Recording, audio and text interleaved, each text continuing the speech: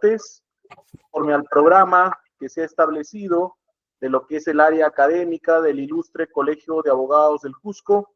Es un gusto y un placer haber podido coadyuvar con la organización de este diplomado a nombre del Ilustre Colegio de Abogados del Cusco mediante la resolución 325-2025 ICAG. Es así que por decisión de lo que es el Consejo Directivo se ha aprobado en realizar este diplomado y poder hacer las invitaciones a los mejores especialistas de lo que es el derecho penal. Hace poco hemos tenido al doctor Fidel Rojas Vargas con un tema interesante que ahora es citado incluso en diversos trabajos de investigación, el abogado penalista en la historia, que ha sido comentado en lo que es el foro académico y también como parte de los cimientos de lo que es el derecho penal. A raíz de ello también ha calado en lo que es el Ilustre Colegio de Abogados del Cusco, además de la trayectoria profesional del doctor Fidel Rojas. Es así que como conocedor de lo que es esta materia, el día de hoy el doctor nos va a deleitar con la sesión número 5. Aparte también mencionar que él es un reconocido abogado penalista, sin discusión, tiene la maestría en Ciencias Penales de la Universidad San Martín de Porres, es autor de diversos libros. Y el día de hoy, a nombre del Ilustre Colegio de Abogados del Cusco, de forma virtual, sabemos que ya en su momento también lo vamos a tener al doctor Fidel, pero tenemos el tema que nos va a tocar, es el rol del abogado defensor en los delitos de corrupción de funcionarios. Bienvenido, doctor Fidel Rojas Vargas, a la ciudad imperial del Cusco, aunque sea de forma virtual, y adelante mediante las plataformas del Colegio de Abogados. Muchas gracias por la presentación, doctor de Castillo. Muchísimas gracias al Colegio de Abogados del Cusco por mostrar interés en el tema del abogado defensor en el ámbito de los delitos, que es un tema poco tratado y en el cual estoy haciendo incursiones actualmente, al punto que ya tengo listo un librito sobre ese tema que se llama La defensa penal y el abogado penalista. Así que es propicia la oportunidad para poder comunicarme con ustedes, abogados del Cusco y también probablemente del país, aprovechando esta feliz circunstancia promovida por el Colegio de Abogados de la histórica ciudad del Cusco. Muy bien, vamos a comenzar. Muchísimas gracias por su participación. El abogado defensor, no cualquier abogado, sobre todo el abogado defensor penalista. El abogado defensor penalista es el abogado llevado a la máxima significación de la abogacía. La defensa penal es la defensa colocada en vivo sobre derechos fundamentales que obviamente tratan de ser doblegados por parte de la fiscalía. La contraparte en el trabajo, en la lucha entre la defensa y el órgano del Estado encargado de perseguir los delitos. El posicionamiento del abogado defensor, como es obvio, es un posicionamiento de enfrentamiento a las tesis fiscales. Cuando no haya acuerdos, cuando no haya allanamientos que sean beneficiosos para el cliente, para la persona representada por el abogado. El abogado defensor siempre ha existido. Todas las culturas han tenido defensores, pero no todas las culturas han tenido abogados.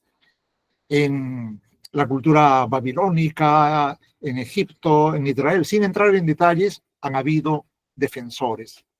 Y los defensores han sido las personas que tenían algunas habilidades que destacaban del resto. En primer lugar, mucha sensibilidad social para defender a terceras personas. Y en segundo lugar, dominio de retórica y de argumentación. Y cuando digo de retórica, me estoy refiriendo al arte de saber plantear las cosas, de saber persuadir y convencer a un auditorio. El abogado tiene que ser especialista en convencer al juez. Al fiscal probablemente busquemos persuadirlo para archivamientos, pero a quien tenemos que convencer, no solo persuadir, es al juez. Entre persuadir y convencer hay una línea bastante tenue que marca las diferencias. Una persona puede estar persuadida de algo, pero aún no convencida. La persuasión se orienta a la formación del criterio. El convencimiento está orientado a la acción. Y la acción que queremos los abogados es que se dé la justicia concreta al caso, al patrocinado, al cliente. Esta justicia concreta al caso puede ser para una persona inocente que ha sido indebidamente promovida como presunto culpable por el fiscal, o puede ser también para una persona culpable frente al cual la defensa busca, obviamente, las mejores posibilidades acerca de que la medida sancionatoria sea la menor y se den con las garantías del caso. En Grecia y en Roma se perfilaron los abogados. En Grecia, Demóstenes, Pericles, Lisias y una serie de personajes célebres fueron defensores. La mayor parte de ellos eran logógrafos. Los logógrafos eran aquellos que escribían defensas para ser usadas por los oradores en los tribunales griegos, en el Areópago, en los tribunales de los 500, en varias clases de tribunales que habían en Grecia. Y los logógrafos eran los expertos en conocimiento de las leyes y ellos diseñaban las estrategias. Este modelo se copiaría un poco Inglaterra, como vamos a ver. Los abogados como abogados en Roma, en la República, habían los patronos, es decir, las personas que conocían las leyes. Las leyes eran administradas por un colegio de pontífices, de sabios. Las leyes no eran del dominio del común de las personas. Y los patronos eran los que defendían gratuitamente a aquellas personas involucradas en problemas legales, de orden civil, comercial o de orden penal. Estos patronos eran los aristócratas, los patricios, y defendían gratuitamente, porque en Roma la defensa era la mejor vía para los cargos políticos, para ser cónsul, para ser pretor, incluso hasta para ser emperador. Un buen abogado que dominaba el auditorio, que lograba absoluciones, se granjeaba la simpatía del pueblo. Y estos abogados tenían mucha gente a su alrededor que iba a escucharles. Y obviamente ese era el medio más propicio para aspirar a puestos políticos, para llegar a ser cónsul en Roma. Cónsul es como el primer ministro ahora. Estos patronos eran los que capitalizaban en la época de la Roma aristocrática monárquica y la Roma republicana. Pero a fines de la República empiezan a suceder cosas interesantes. Nacen los abogados plebeyos, los advocatus, aquellos abogados que empiezan a conocer las leyes, porque ya en el siglo IV, V de la era anterior a Cristo, se dieron las leyes de las 12 tablas, que por fin colocaron normas positivas para saber qué hacer con la propiedad y con las personas que delinquían. Y a partir de ahí el conocimiento de las normas se hace del dominio de los plebeyos, de la gente de clase media. Los plebeyos no eran la clase popular, eran la gente de clase media. Los pequeños propietarios, los intelectuales, los pequeños terratenientes. Y ellos empiezan a capitalizar la oratoria, la retórica, la argumentación. Ellos se capacitan, ellos viajan a Grecia a escuchar a los filósofos, a los sofistas, a los retóricos. Y uno de ellos fue Cicerón, Marco Tulio Cicerón, en el siglo I, 80 hasta el 30, que vivió, se capacitó en esas artes. Cicerón era un plebeyo, es decir, sus padres eran terratenientes de clase media. No pertenecía por linaje a la rancia aristocracia de los patricios. Sus padres dijeron, ¿qué hacemos con nuestro hijo que tiene tendencia a lo intelectual? Es un poco enfermizo, no le gusta la carrera militar. Pues enviémosle a Grecia para que escuche a los sabios, a los sofistas. Y lo enviaron y estudió 1 o 2 años en Grecia y captó. Y en Roma también él asistía a las audiencias en las que los abogados famosos de su tiempo, uno de ellos Hortensio, pues admiraba al auditorio y ganaba casos. Posteriormente, Cicerón se enfrentaría a Hortensio en una causa que involucró a Verres, el famoso gobernador de Sicilia, al cual le habían imputado haber cometido delitos de concusión, de haberse apoderado de fondos de la isla de Sicilia. y Cicerón venció a Verres. Verres defendía, Cicerón defendía a Verres. Perdón, disculpen de nuevo. Quien defendía a Verres era Hortensio y Cicerón defendía al pueblo de Sicilia. Así mejor las cosas, también posesionadas. Y quien gana, obviamente, fue Cicerón. Hortensio reconoció su derrota. A partir de ahí, Cicerón se convierte en un abogado famoso. Los historiadores dicen que Cicerón acumuló una fortuna aproximada para ahora, siendo abogado de $2 millones en 4 o 5 casos. Fue un abogado sorprendente. Están sus discursos jurídicos, están una serie de obras en las cuales podemos ver las estrategias que él desarrollaba. Cicerón, por lo tanto, fue el advocatus típico, el advocatus plebeyo, que llegó a ser cónsul y senador. Miren cómo la defensa permitía todo eso. Pero todavía la defensa no tenía una personalidad, no estaba legalizada como tal, porque los patricios siempre trataban de que la defensa sea cautiva de ellos. Y en el año 47 ya de la era cristiana sucede un hecho fabuloso para nosotros los abogados. En ese año, Silio, un aristócrata romano, contrata los servicios profesionales de Suilio, un abogado romano famoso en esa época. Estamos hablando del primer siglo de la era cristiana. Y lo contrata y Suilio le cobra bastante para esa época, un aproximado de $400,000. Y el aristócrata se siente defraudado porque la defensa no fue exitosa. Y entonces lleva el caso al Senado y dice, me han cobrado remuneraciones excesivas. Y el Senado debate el tema de si los abogados pueden cobrar o no pueden cobrar por las defensas que hacían. Obviamente los senadores, como eran aristócratas, se oponían a que los abogados ganen por las causas que defendían. Y en esas circunstancias se defiende Suilio. Y él dice, la defensa es una defensa de los derechos de las personas, tengan o no tengan dinero. Permitir que un abogado que hace defensas no gane dinero supondría que el destino de las personas que no pueden pagar una remuneración adecuada estuviera en una situación muy lamentable. Por lo tanto, siempre un abogado debe tener alguna mínima remuneración. Entre mínima y máxima no hay la diferencia. El abogado debe recibir, ahí se emplea la palabra, honorarios. Honorarios es la retribución dado con honor para el abogado. El abogado no recibe salarios, no recibe sueldo, sino honorarios. Por honor, en base al honor de la defensa que supuso defenderme, reciba usted esta cantidad de dinero. Y en esas circunstancias se da un debate fuerte en el Senado, pero gana Suilio. El abogado Suilio convence, no lo convence al Senado, porque esos señores no eran convencibles, convence al emperador, a Claudio, y Claudio da un decreto.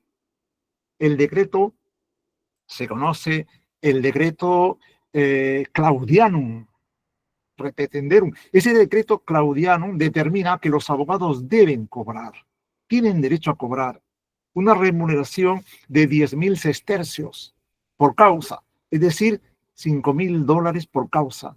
A partir de ahí se profesionalizó la carrera de la abogacía. A partir de ese momento los abogados tomaron personería. En Roma no habían, ni en Grecia tampoco, universidades que formaran abogados. Los abogados se formaban en el ruedo, como los toreros que pueden formarse ahí en la Plaza de Toros, que es bastante difícil. Pero los abogados lo hacían en el ruedo de litigio, en los grandes conflictos, en las grandes contiendas que se sucedían en las plazas, en el ágora romana. Y así nace la abogacía. Ha habido una serie de contratiempos. 2, me salto. ¿El abogado qué es? Nuestros códigos, la ley orgánica del Poder Judicial dice el abogado es colaborador del juez, auxiliar de la justicia. Eso es absurdo. El abogado no es auxiliar de la justicia ni colaborador del juez. Si el abogado fuera colaborador del juez, Dios mío, ¿qué tipo de justicia buscaríamos? ¿Contribuiríamos a la justicia del juez que se equivoca? ¿Contribuiríamos a la justicia de un juez prevaricador? Podríamos contribuir a una justicia correcta, sí, pero la defensa no puede estar sometida a esa circunstancia de incertidumbre. El abogado no es colaborador del abogado, del juez. Esa es una figura anquilosada.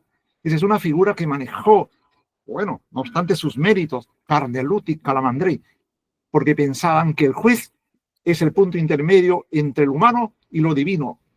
Pero habrá que ver si los jueces italianos eran así. En lo que concierne a nuestro país de América Latina, pensar que los jueces son semidioses, obviamente que es un error. Los jueces peruanos y latinos son muy falibles, están sometidos a una serie de condicionamientos. Por lo tanto, decir que el abogado colabora con el juez, ese es un gran error. No podría ser. Últimamente ha habido un juez que ha sancionado a un abogado con base a una serie de cláusulas establecidas en ese código de ética de los abogados, por no colaborar con el juez, por no desarrollar comportamientos de buena fe y básicamente la idea por no contribuir con la justicia. Eso es equívoco. El abogado no es colaborador del juez ni tampoco auxiliar de la justicia. 2, el abogado es mandatario de su cliente. O sea, el abogado es la persona que representa a su cliente y lo representa a ultranza, pase lo que pase, sea culpable o no sea culpable, sea presunto o no, sea el cliente una persona digna o una persona nefanda. Esa es la tesis inglesa de la naturaleza del abogado. El abogado está para defender a su cliente. El abogado no se orienta por ningún criterio moral de justicia, por criterio moral de ética. El abogado es una persona que simplemente representa al cliente y lo representa a muerte, porque ese es su deber. Y al abogado no le está obligado el deber de imparcialidad ni el deber de objetividad. El abogado, si quiere, es objetivo, si no, no. Su tesis fundamental es desbaratar la tesis fiscal, los argumentos fiscales. Y en esa idea, el abogado es simplemente un mandatario del cliente. Pero claro, no significa eso que el abogado sea un instrumento del cliente, que el abogado tenga que delinquir por el cliente o que se involucre en actividades delictivas junto al cliente. Esos son los límites de esta tesis. 3, el abogado es un órgano de justicia, tan igual como el juzgado. Esa es una tesis moderna de la abogacía, que nosotros somos órgano de justicia. Y como órgano de justicia nos merecemos un ministerio de la defensa. Así como existen los jueces con su poder judicial, los fiscales con su ministerio público, los abogados necesitamos un ministerio de la defensa, con las prerrogativas, con las ventajas que eleven el estatus del abogado. Este es un tema fabuloso. Lo planteó en el Perú el doctor Mixán Mas, cuando se debatía en el Congreso, se debatía en el Ministerio de Justicia el nuevo Código Procesal Penal. Lo planteó con su famoso proyecto Huanchaco, pero no dio resultado. Estábamos muy lejos, éramos muy primitivos los que formaban parte de ese comité, de esa comisión elaboradora del Código Procesal. No obstante que habían grandes procesalistas, no aquilataron lo que significa la configuración del Ministerio de la Defensa. 4, ¿qué es el abogado? La tesis, que el abogado es el defensor de los derechos fundamentales de la persona, fundamentalmente del inculpado, del investigado, del procesado, del condenado, del reo. Esta tesis es sostenida por Luigi Ferrajoli. El abogado es el único que defiende los derechos fundamentales de la persona. Es la persona, el abogado, es el único baluarte del Estado constitucional de derecho, porque veamos, los jueces son la garantía de justicia. Esa tesis es bastante debatible. Administran justicia, pero los jueces están sometidos a muchas presiones. Hay jueces decisionistas, hay jueces prevaricadores, jueces fallidos, hay jueces temerosos, hay jueces que deciden con base a sus conveniencias de permanecer en la institución, o cuando hay procesos en el Consejo o la Junta Nacional de Justicia, los jueces se vuelven sumamente acusadores. En esas circunstancias, la justicia de los jueces son los garantes de la justicia y del Estado constitucional. Esa tesis está muy decaída, muy venida menos. Miremos los jueces de los sistemas comunistas, los jueces de los sistemas totalitarios, los jueces en Venezuela, en Cuba, los jueces mismos en el Perú. Veamos qué jueces son jueces que puedan ser garantes de justicia. ese tema, los fiscales. Los fiscales son defensores de la legalidad, pues que constantemente también los fiscales violentan la normatividad. El abogado es el único que puede ser el pregonero, el portavoz de los derechos fundamentales de la persona. Y por las siguientes características, él no está condicionado por el poder político. Él no tiene jefes a quienes subordinarse. Él no se guía por la imparcialidad. Él no necesita ser objetivo. En esa idea, el abogado tiene una gran libertad para ejercer la defensa. ¿Y la defensa de qué? De la libertad, del patrimonio, del derecho a la vida, del derecho al proyecto. Miren las enormes ventajas del abogado defensor. Por cierto, que jueces y fiscales a lo largo de la historia se han encargado de minusvalorizar al abogado. Los jueces que dicen, abogado, es un abogado. Ser abogado es una gran cosa, un abogado defensor con mucha más razón. El abogado defensor en los delitos de corrupción.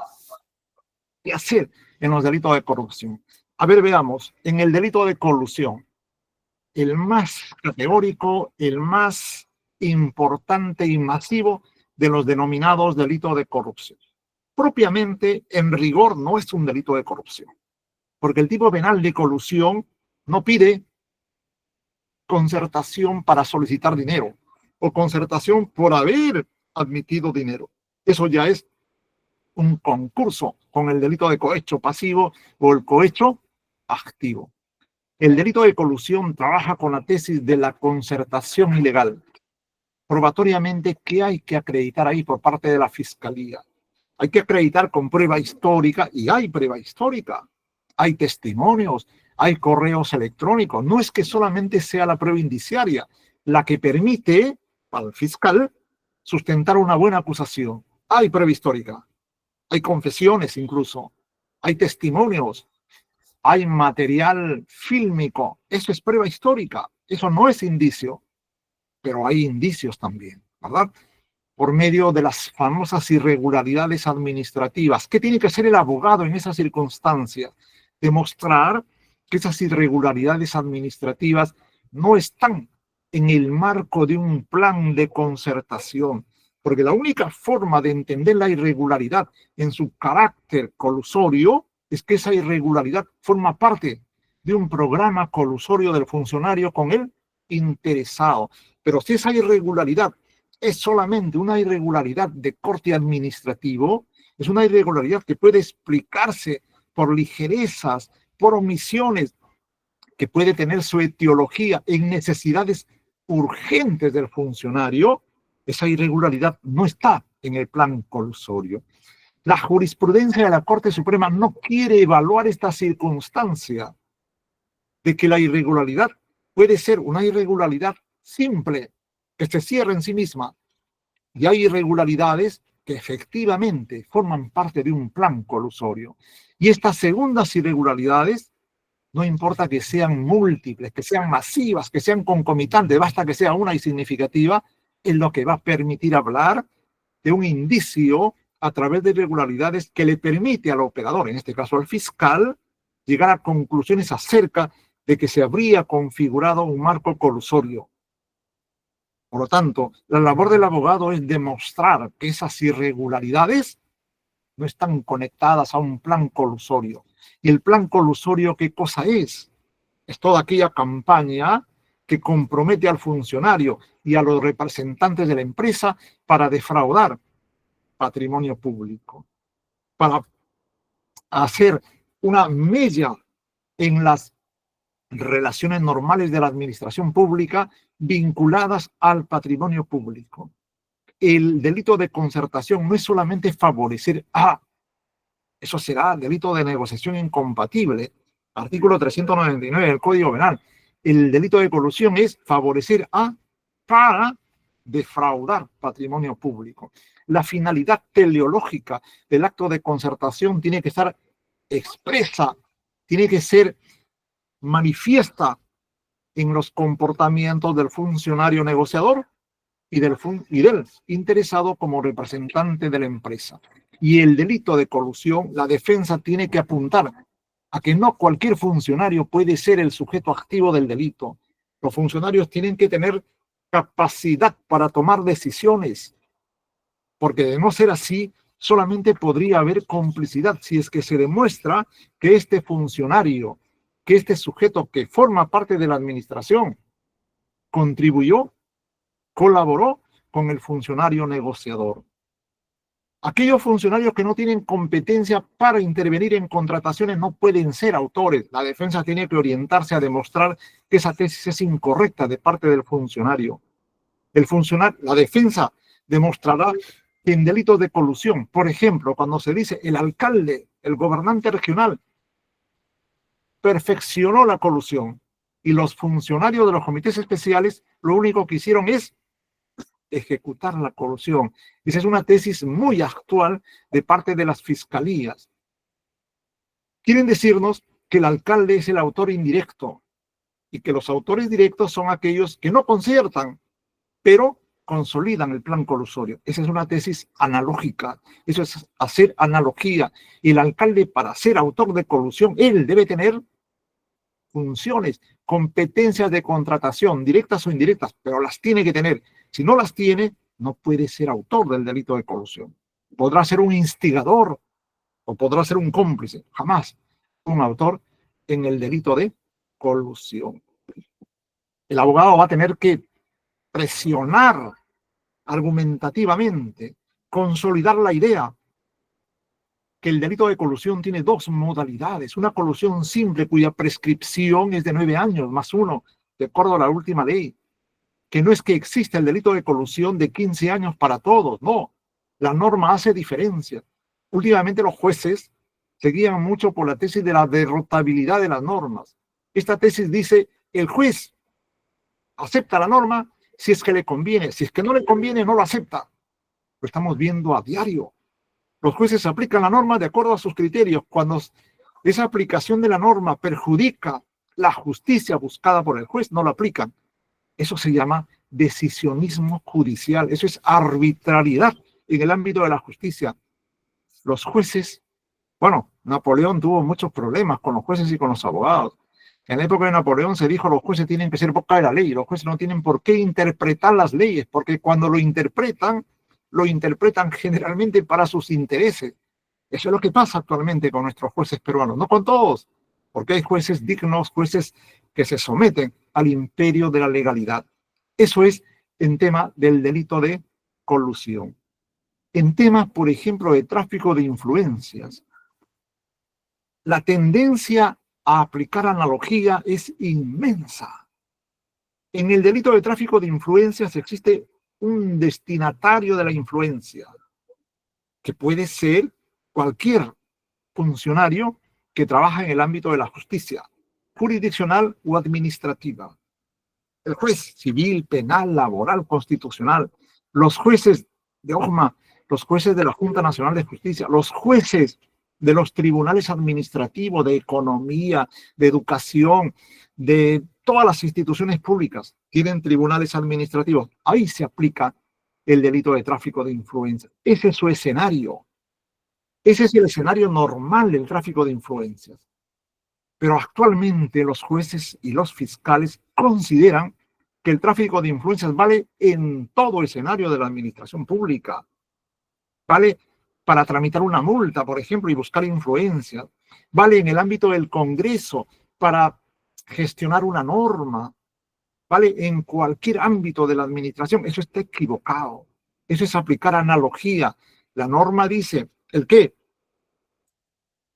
Con base a su influencias reales o simuladas, se hace dar o entregar dinero para interceder ante un funcionario que ha conocido, va a conocer o haya conocido una causa, un caso judicial o administrativo, una rutina para la aprobación de una ley o de un proyecto, no es un caso administrativo. El caso administrativo es aquel litigio en el cual hay intereses de parte.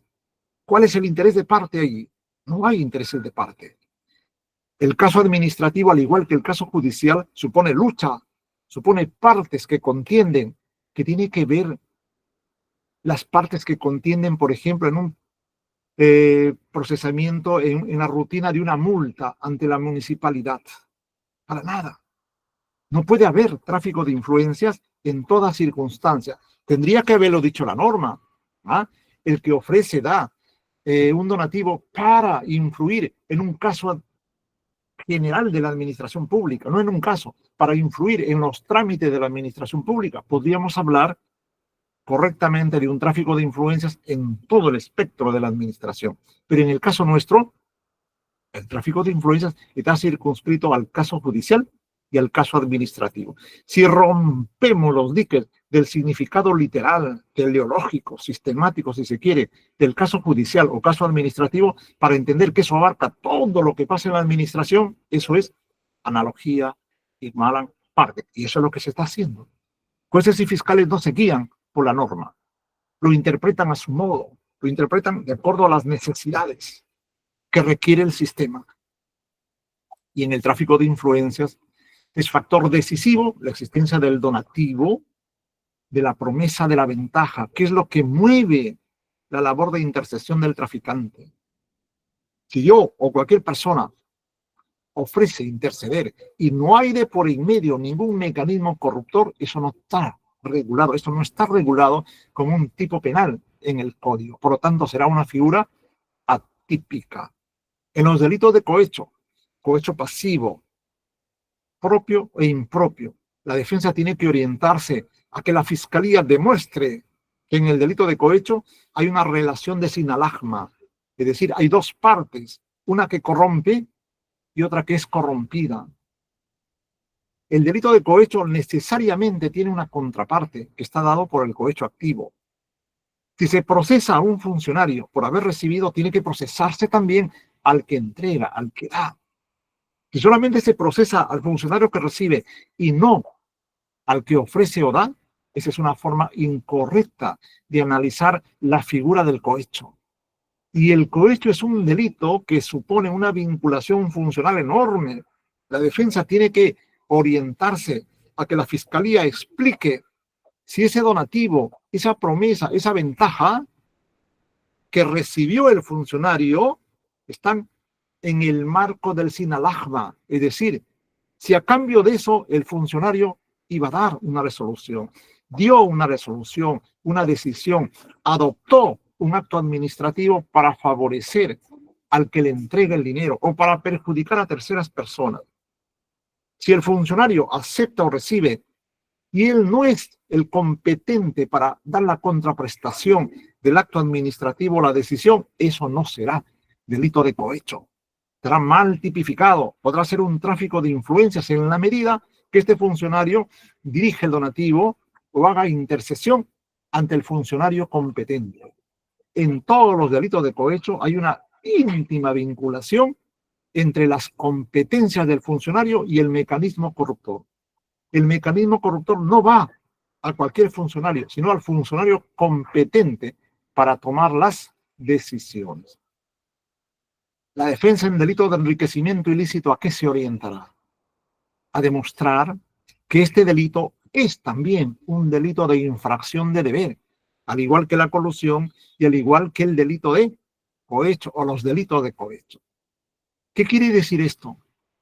Y no por el hecho de que el funcionario tenga un incremento patrimonial que el fiscal no puede acreditar en su ilegalidad, o incluso el funcionario no puede justificar, por eso ya estamos frente al delito de enriquecimiento ilícito. Este delito supone que yo, como funcionario, en mi calidad de funcionario, incremento mi patrimonio abusivamente por razón del cargo. ¿Cómo el cargo, el abuso que hago del cargo, explica esa procedencia ilegal de los dineros que yo no puedo justificar? Ese es el tema, ese es el quidam. Y la pericia que elabora el perito, su informe pericial de balance y desbalance, no puede ser la Biblia para el juez. Es simplemente un indicador, porque el perito no tiene capacidad jurídico-penal para decir que ese desbalance, esas sumas y restas, significa incremento por abuso del cargo. Eso lo tiene que hacer el juez. El juez tiene que valorar y determinar que ese incremento patrimonial tiene fuente ilícita y la ilicitud está arraigado, vinculado con el abuso del cargo que hace el funcionario. La Corte Suprema no ha explicado qué significa abuso del cargo. Se han limitado a decir abuso del cargo es lo mismo que ejercicio del cargo. Está bien, pero el ejercicio del cargo es una actividad conforme a derecho. En cambio, el abuso no lo es. Tienen diferencias significativas en el plano lexicográfico, en el plano jurídico penal y en el plano de las implicancias. En el delito de enriquecimiento, la defensa tiene que intervenir en las indagaciones preliminares, tiene que acercarse al fiscal de la nación para decirle, señor, permítame intervenir y permítame contribuir a la pericia que está elaborando los peritos del Ministerio Público. Yo tengo una serie de datos, tengo una serie de elementos de prueba que quiero que lo integren en ese informe pericial y la Fiscalía no puede negarse. ¿Cuál es la tendencia de la Fiscalía de la Nación? A hacer sus informes financieros, económicos financieros, en el ámbito del secreto, en el ámbito del acto propio. Eso se tiene que romper por parte de la defensa. Y la Fiscalía no puede negarse. Si la Fiscalía actúa con objetividad, va a tener que darle su espacio al abogado para que ahí también acepte los elementos de prueba que el abogado quiere que se introduzcan en esa pericia para que tenga mayor valor a efectos de que el fiscal tome una decisión. La defensa no tiene por qué demostrar en juicio que no se ha enriquecido, es el juez el que tiene que demostrarlo. Pero en indagaciones preliminares, la defensa tiene que, ahí sí, colaborar con el fiscal, en la idea que tenemos a un fiscal objetivo, no a un fiscal persecutor a ultranza, no al fiscal que quiere crecer y ascender con base a la mayor cantidad de disposiciones de investigación, mayor cantidad de acusaciones, o si logra meter a la cárcel al funcionario. Eso es autoritarismo, es totalitarismo penal. A mí me duele escuchar a jóvenes fiscales abrazarse, disfrutar cuando envían a una persona a cadena perpetua. Y a veces, sin que existan razones para que la cadena perpetua sea la justa retribución al delito cometido por una persona. Eso tienen los fiscales que tomarlo muy en cuenta. Prudencia al administrar la norma, al proponer condenas tan drásticas como penas de 30 años, 35, en los delitos famosos de violación sexual de menor, en los delitos de tocamientos indebidos, en los cuales el régimen o los estándares de prueba se restringen enormemente en contra del procesado, el juez tiene que ser muy cauto en esos delitos. En el delito de negociación incompatible, este es un delito que no requiere acuerdo colusorio, pero sí requiere demostrar que el funcionario se interesó, él, internamente, se interesó en la contratación. Y el interesarse es en provecho de él, pues obviamente, pero puede ser en provecho de tercero, pero siempre de él. Si el beneficio lo obtiene el tercero y no él, ¿qué sentido criminal tendría el delito de negociación incompatible? El solo interesarse por negligencias, por imprudencias, por ligerezas, genera la criminalización de esa conducta. Yo no lo creo así. Por lo tanto, cuando la norma dice el funcionario que en las contrataciones, operaciones, etcétera, se interesa indebidamente en provecho propio de tercero, cuando dice o de tercero, no es que sea un excluyente, porque si es en provecho de él, también va a ser interpretada que es en provecho de él cuando el provecho es para tercero. No podríamos decir que se benefició en provecho de tercero y él no sacó ninguna ventaja de esa situación. Si es un delito de corrupción, el delito de corrupción exige donativos, exige promesas. Claro, el delito de negociación no los enuncia, pero está en la base misma del acto corruptor de interesarse en beneficio de tercero. Se tendrá que demostrar que el funcionario, como lógica de su interés indebido, obtuvo también ventajas, obtuvo también beneficios indebidos. De no haber ese elemento, nos salimos del delito de negociación, ya no sería un delito de corrupción de funcionarios, sería simplemente una anomalía administrativa.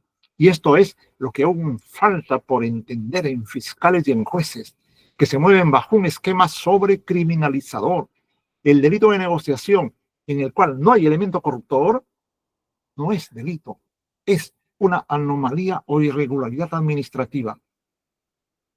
Si nosotros miráramos, doctores, los códigos penales de otros países en materia de delito de corrupción, nos sonrojaríamos enormemente. Por ejemplo, España. España, las penas de los delitos de corrupción no llegan a más de 5 años, 6. Incluso en España hay atenuantes para los delitos de corrupción. En Alemania se aceptan donativos que se le otorga a los jueces, a los fiscales, a los funcionarios, como prácticas cotidianas, como prácticas aceptables.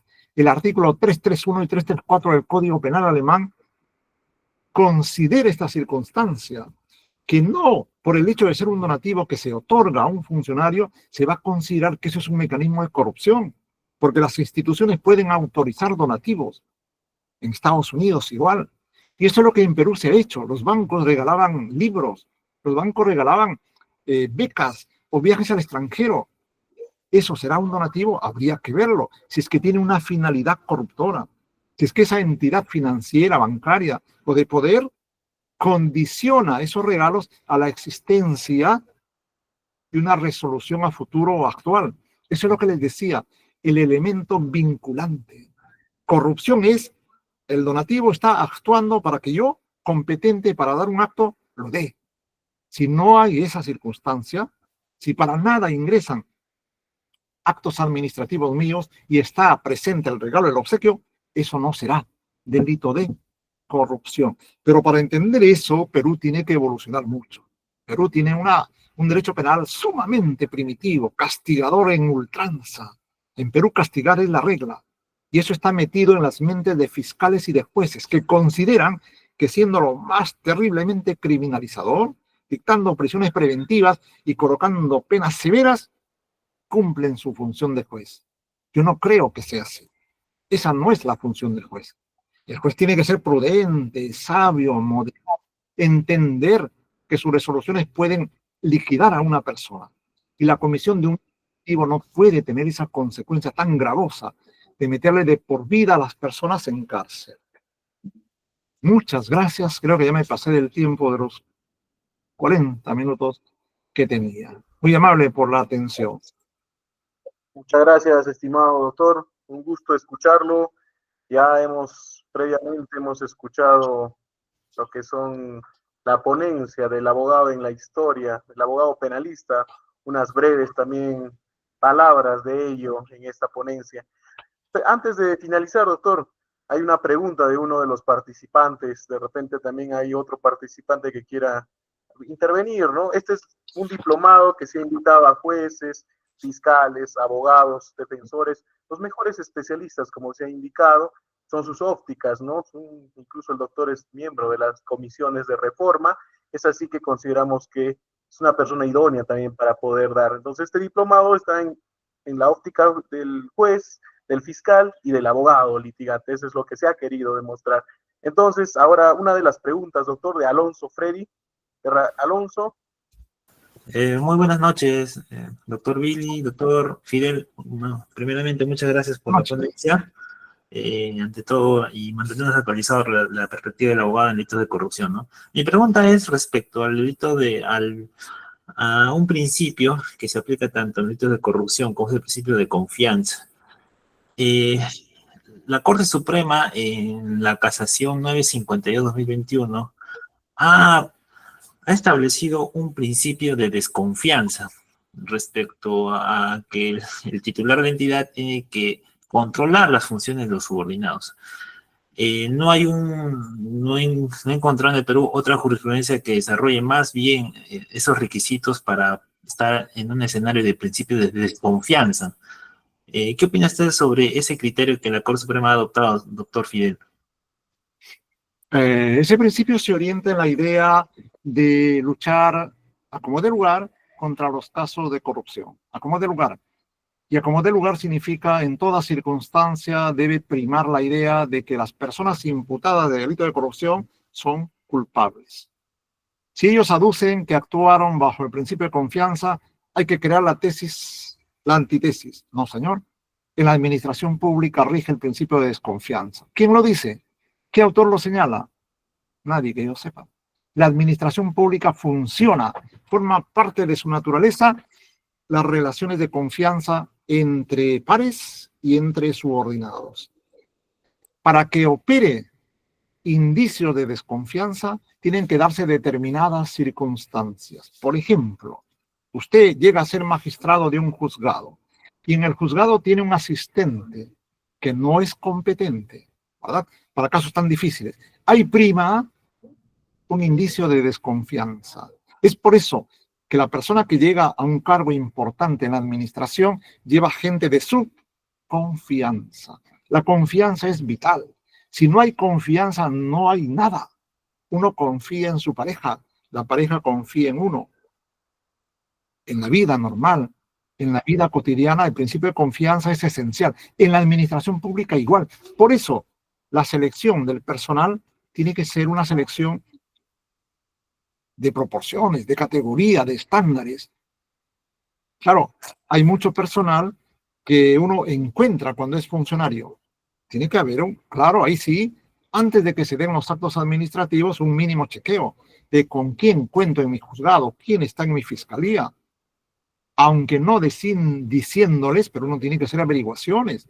Puede ser que esta persona tenga denuncias por haber incurrido anteriormente en actos de corrupción. O cuando era abogado, era un abogado bastante especial, trabajaba con las dos partes. Y en esas circunstancias primaría un indicio de desconfianza. No principio, porque los principios no son antiéticos. Si la Suprema dice que rige el principio de desconfianza, ese principio no existe, doctores. No existe el principio de perversidad ni de maldad, no. El principio siempre es un principio positivo, éticamente sustentable. Por lo tanto, la formulación del principio de confianza desde la perspectiva cognoscitiva está equivocada. Hay que confiar. Si es que se trata de desconfiar, si es que se trata de construir indicios de desconfianza, tiene que haber circunstancias que lo ameriten. Pero formular de por sí, como línea general, como principio la desconfianza, es un absurdo, doctores. Es un absurdo. Muchas gracias, doctor. Sí, muchas gracias, estimado doctor. La respuesta a Alonso Freddy. También una última pregunta de Oscar Ponce, estimado doctor. Adelante, doctor Oscar. Muy buenas noches, muchas gracias por la oportunidad. Buenas noches, doctor Vargas. Dentro de su ponencia, lo que quiero tal vez agradecer su atención es en un tema que conllevaría también a levantar pues ese rasgo de penalidad, de castigador del código, del tema de materia penal. La pregunta en consulta es concreta. ¿Puede usted, doctor, por favor, darnos si hay una referencia actualizada, doctrinaria, en el aspecto del distingo entre el dolo administrativo y el dolo penal? Que como usted bien sabe, pues ya lo ha mencionado en su ponencia, muchos magistrados obvian hacer ese distingo. Por favor, esa es la pregunta. Gracias. Gracias. Es un tema bastante polémico, ¿no? Porque hay autores que dicen que el dolo es único. El dolo es lo mismo en la vía civil, en la vía administrativa y en la vía penal. Esa es una tesis, la tesis aplanadora del dolo. Pero tradicionalmente se ha manejado que hay diferencias entre el dolo penal y la intención administrativa. Puede haber intención de infringir las normas administrativas, pero esto no va a suponer un dolo penal. El dolo penal va a estar circunscrito a los elementos del tipo penal.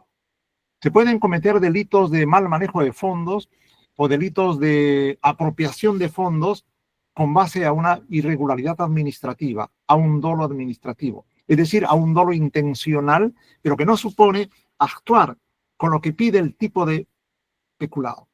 El tipo de peculado pide el rem sibi habendi. O sea, ahí el funcionario que se apropia de bienes puede haberse apropiado por ligerezas, puede haberse apropiado de los bienes por errores en la conceptualización que ese bien es de él. Ese es por ejemplo, esta es una intención administrativa basada en ligerezas que en el fondo se remiten a ignorancias acerca de las circunstancias. Pero el dolo penal de la apropiación es querer actuar como propietario, sabiendo, conociendo que esos bienes pertenecen a la administración. El dolo administrativo entonces será una suerte de culpa. Miren la aparente contradicción, culpa intencional en el ámbito administrativo. La culpa con intención en el ámbito administrativo no es lo mismo que la culpa en el ámbito penal. En el ámbito penal la culpa carece de intencionalidad, pero en el ámbito administrativo las personas pueden intencionalmente infringir normas administrativas. Y ahí estaríamos en una culpa intencional que no supondría el querer actuar como propietarios de estos bienes. El tema del dolo en materia penal es el dolo circunscrito a los elementos del tipo penal. El dolo administrativo es un dolo de la sola infracción de normas de contenido administrativo. ¿Cuándo podríamos establecer las diferencias?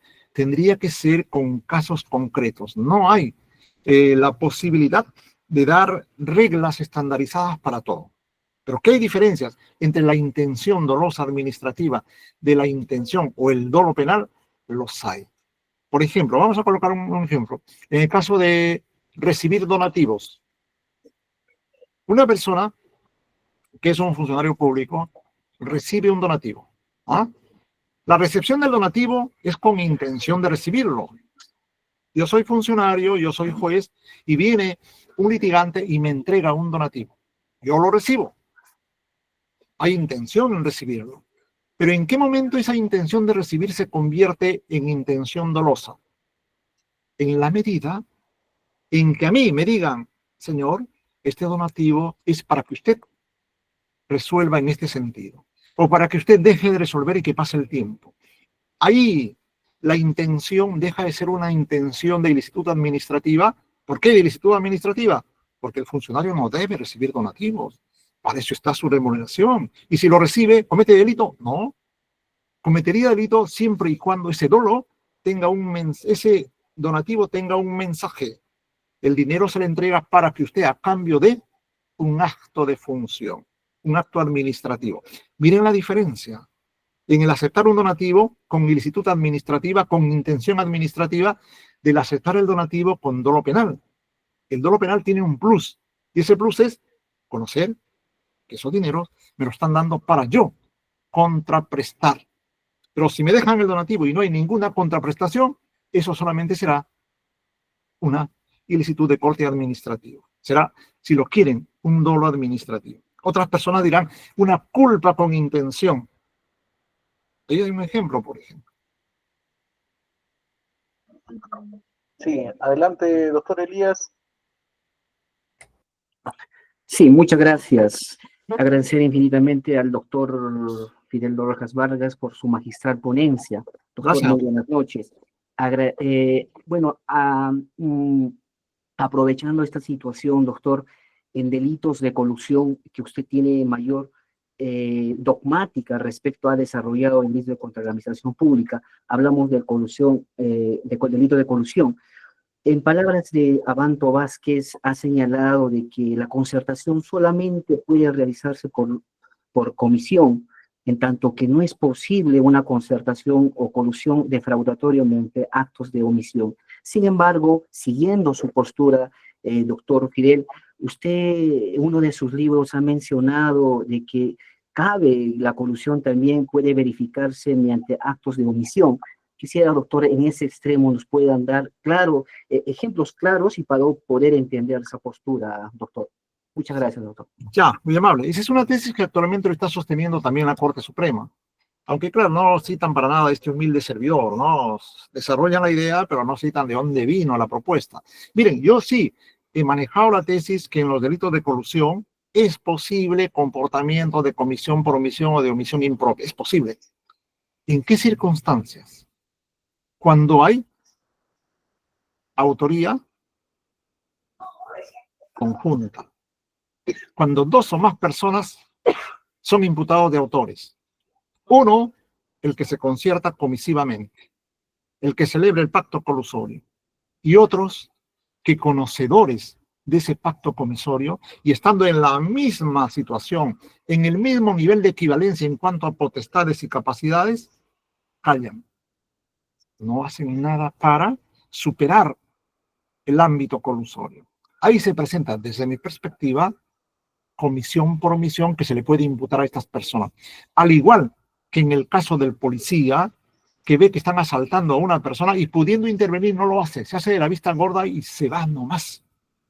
Ahí al policía se le puede atribuir el delito de asalto, de robo o de lesiones que viva la persona víctima a título de comisión por omisión. Y la Suprema lo ha aplicado también para la violación sexual. La mamá que observa que el padrastro está violando a la niña, a la hija, y la mamá no hace nada, se calla, acepta, tolera. La razón puede ser múltiple, pero siempre que no suponga que coartaron en grado máximo su voluntad, la mamá va a responder también por comportamientos omisivos impropios, comisivos impropios.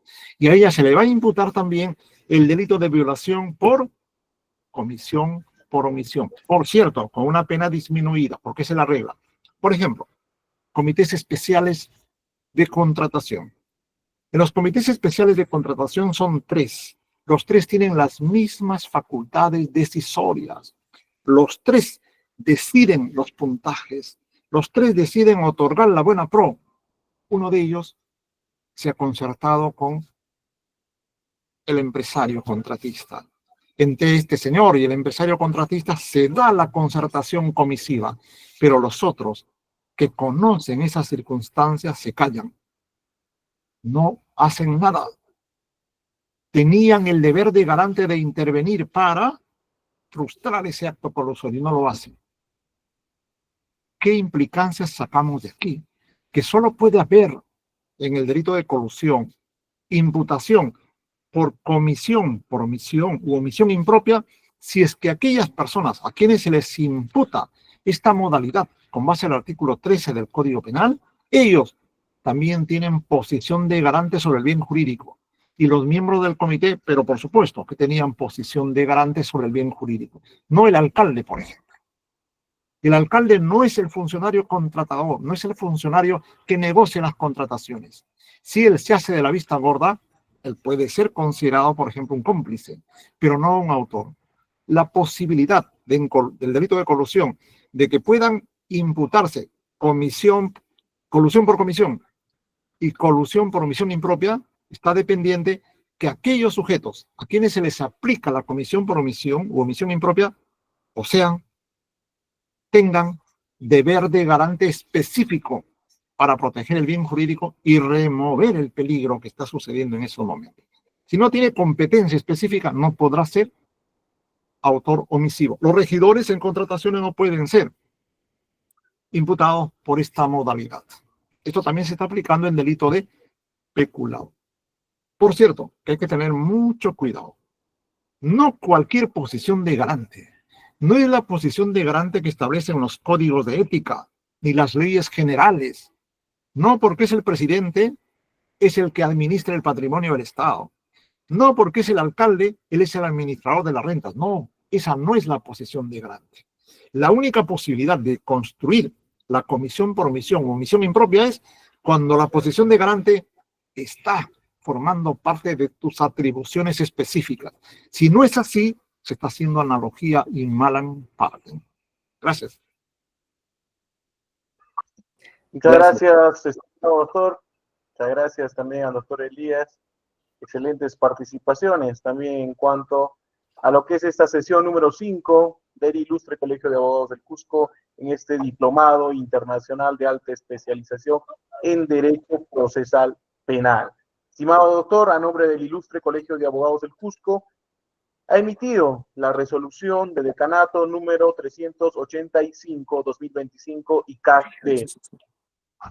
El decano del Ilustre Colegio de Abogados del Cusco, considerando el Ilustre Colegio de Abogados constituye una institución de derecho público, interno, autónomo e independiente administrativamente, sin fines de lucro, con personalidad jurídica inscrita en la partida electrónica 1101-607 de la ciudad del Cusco.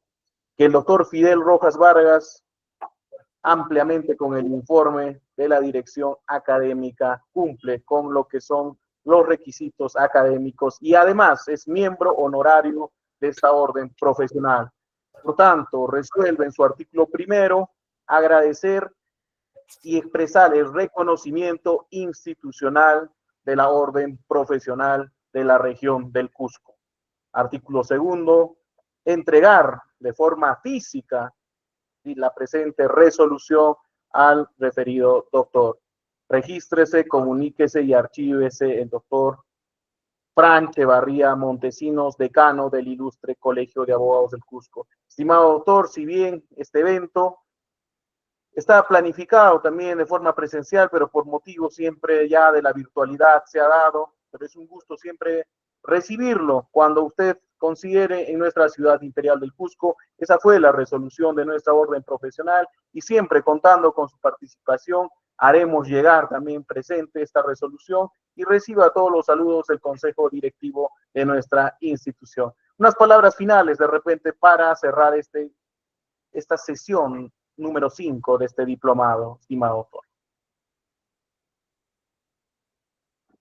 Sí, su micro, doctor. Gracias, muy amable, muy gentil por por ese cariño cognitivo e institucional de parte del Colegio de Abogados del Cusco. Obviamente que yo extraño bastante el Cusco, he pasado veladas muy importantes de orden académico y también presencial en esta ciudad tan extraordinaria del Cusco. Les agradezco bastante, doctores del Colegio de Abogados, a su disposición. Muchas gracias. Muchas gracias, agradecidos. Gracias, estimado doctor. Hasta Bueno, ahí luego. están los aplausos virtuales también. Muchas gracias a todos nuestros participantes que han estado siguiendo. Ya el día viernes tenemos la sesión número 6 y también estaremos compartiendo el día de mañana todas las grabaciones a través del grupo de WhatsApp. Muchas gracias y hasta la próxima oportunidad. Hasta luego, doctor. Gracias, doctor.